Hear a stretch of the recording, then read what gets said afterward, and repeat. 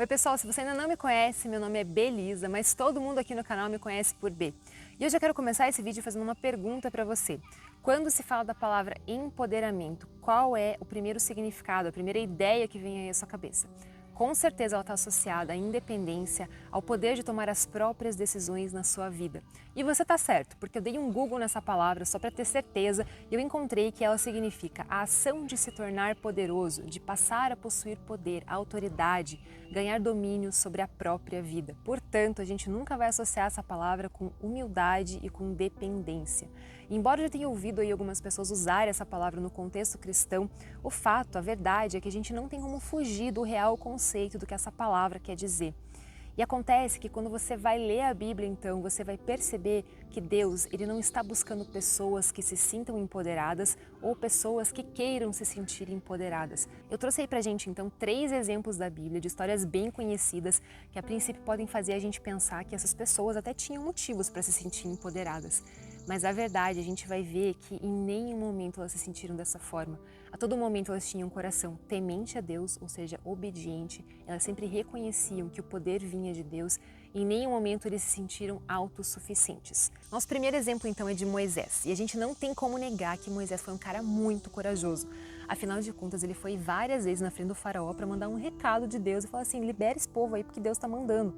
E ele não queria, né? Mas enfim, a gente sabe que depois o povo foi liberto, foi perseguido também pelas carruagens lá do faraó, mas eles atravessaram o Mar Vermelho, o mar depois se fechou em cima de todo o pessoal lá do Egito e eles passaram, né, tranquilos. Mas então a gente chega ali no deserto. E quando eles estão ali, Deus fala que ele ia colocar um anjo dele para guiar Moisés e o povo até a terra prometida. E você lembra o que foi que Moisés respondeu? Ele disse basicamente assim, Senhor, se a tua presença não estiver com a gente, eu não quero nem ir. Gente, agora pensa no negócio. Moisés preferia estar no deserto, sofrendo, passando o maior perrengue com aquele povo tudo reclamando na orelha dele e ter a presença de Deus do que estar na terra prometida se Deus não fosse com ele. Isso mostra o que pra gente? Que ele se sentia empoderado em algum momento, que embora Deus tenha usado ele com poder para colocar aquele cajado, abrir o mar vermelho, que ele falou assim, nossa, sabe, eu sou o cara, Deus me escolheu para ser usado. Olha só quanta coisa maravilhosa Deus fez através da minha vida. Agora ninguém segura. Vamos embora, pessoal. Eu tô tranquilo. Não, gente.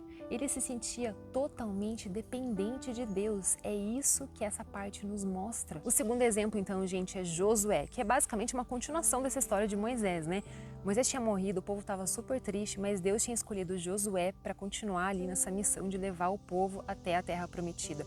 E daí tem aquele versículo que todo mundo conhece, que a gente ama, que está em Josué 1,9, que diz assim, não te mandei eu, esforça-te, tem de bom ânimo, não pasmes, não te espantes, não tenha medo, porque o Senhor teu Deus é contigo por onde quer que você andar. Esse versículo mesmo, essa palavra que Deus deu para Josué naquela ocasião, mostra para a gente que, é claro, Deus nos diz, não tenha medo, tenha coragem, vá em frente. Por quê? Porque o Senhor teu Deus vai te acompanhar nesse caminho. O Senhor teu Deus vai estar contigo. Você, por você mesmo, se eu não estiver com você, você não é nada. É isso que Deus está falando. Eu tô com você, eu sou a tua força. E o nosso terceiro exemplo aí, gente, é Davi. Todo mundo conhece a história de Davi, Davi e Golias, é super famoso, não preciso nem, relembrar aqui com você. Mas é importante a gente lembrar o quê? Que Davi era um menino, magrinho, pequenininho. Comparado com os irmãos dele, ele não tinha nenhuma característica para ser um homem de guerra, tanto é que ele não ia lutar, ele não ia para as guerras, os irmãos dele é que iam. E tem um certo contexto então ali que tá o povo de Israel de um lado numa colina, tá o povo filisteu na outra colina, e daí eles estão ali naquela tensão, E daí o povo filisteu manda lá o Golias, e o Golias fala assim que era para mandar um homem então de Israel para enfrentar ele. Mas o que aconteceu? Nenhum daqueles israelitas quis enfrentar Golias naquela ocasião. A Bíblia conta que todos eles tiveram medo e fugiram. Então veio Davizinho, gente? O pai dele tinha mandado ele levar lá um punhado de comida para os irmãos e também para ir lá ver o que estava acontecendo e trazer notícia para o pai, para ver se estava tudo bem. E quando Davi chega lá, ele toma conhecimento do contexto ali e ele começa a falar assim, tá, mas peraí, quem é esse incircunciso, esse filisteu incircunciso, ou seja, alguém que não tinha ali a marca de que era do povo de Deus, de que era filho de Deus? Quem que é esse cara que está afrontando o exército do Deus vivo?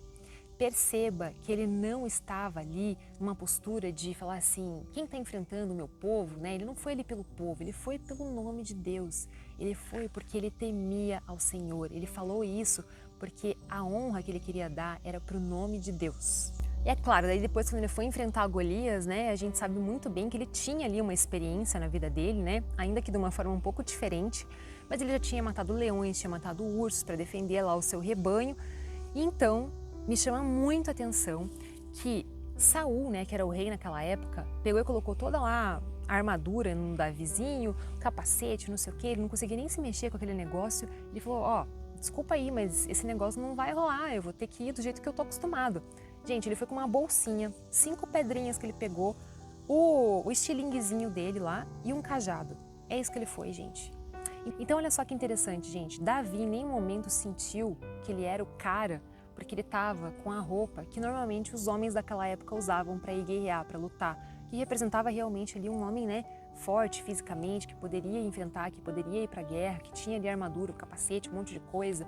Mas em nenhum momento ele usou essas características do que para os olhos humanos naquele momento poderiam representar a força, poderiam representar a capacidade de enfrentar um gigante. Não, ele usou as habilidades que ele tinha, é verdade, mas acima de tudo, ele jamais deixou de reconhecer que Deus estava com ele.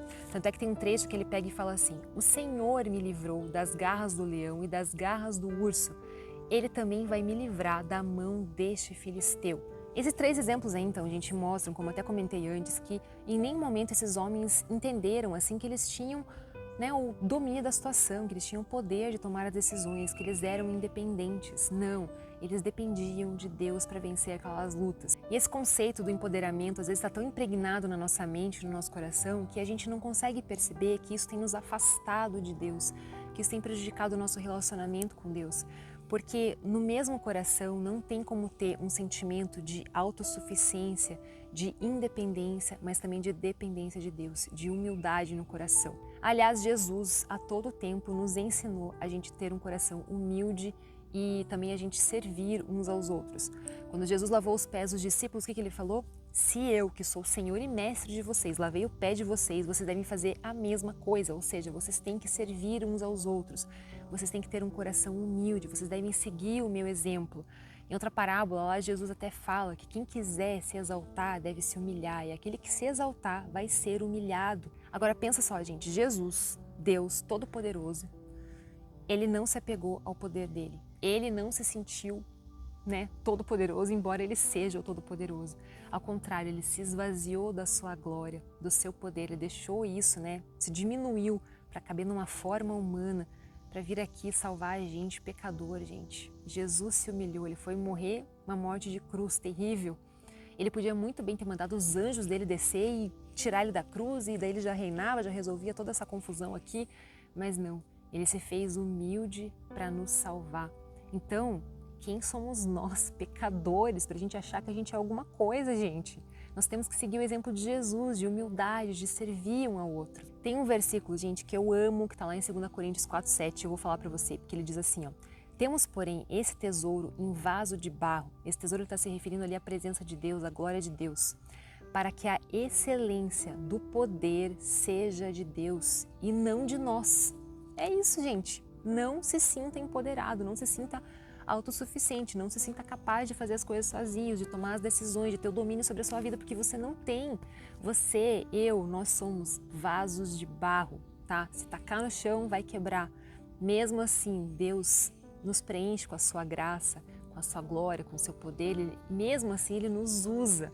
Mas não tem nada pra gente se achar, não, gente. Deus é que é tudo. Por que tudo isso é tão importante então, gente? Porque se nós não tivermos essa essência dentro de nós, se a gente não permitir que Deus molde o nosso coração para que a gente compreenda esses conceitos, nós vamos ter 3 problemas. O primeiro deles, nós nunca vamos descobrir quem realmente nós somos, porque quando a gente não é dependente de Deus, a gente fica tentando descobrir a nossa identidade por nós mesmos, pela nossa própria força. Mas a nossa verdadeira identidade, nosso verdadeiro ser está em Deus. Ele nos criou, nós somos criatura sua. Ele nos conhece mais do que ninguém. O segundo problema que a gente tem é em relação às pessoas, nossos relacionamentos, Porque, de novo, se nós não tivermos um coração humilde que serve ao próximo, se a gente não amar o outro como a nós mesmos, que é o segundo maior mandamento que Deus nos deixou, a gente não vai conseguir nos relacionar da forma como Jesus disse que era para a gente se relacionar com as pessoas. E o terceiro, mas não menos importante, isso atrapalha o nosso relacionamento com Deus, porque a Bíblia deixa muito claro que um coração soberbo, que Deus resiste a um coração soberbo, a um coração orgulhoso, ao coração que se sente independente, que se sente autossuficiente, mas Ele dá graça ao coração humilde. Então, tudo isso afeta a nossa vida como um todo, a nossa essência. Nós precisamos ter isso no nosso coração. Conclusão de tudo isso então, gente, é que Deus quer sim um coração humilde e 100% dependente dele. Se você gostou desse vídeo, deixe sua curtida, se inscreva no canal. Eu te espero no próximo vídeo aqui porque eu preciso te contar.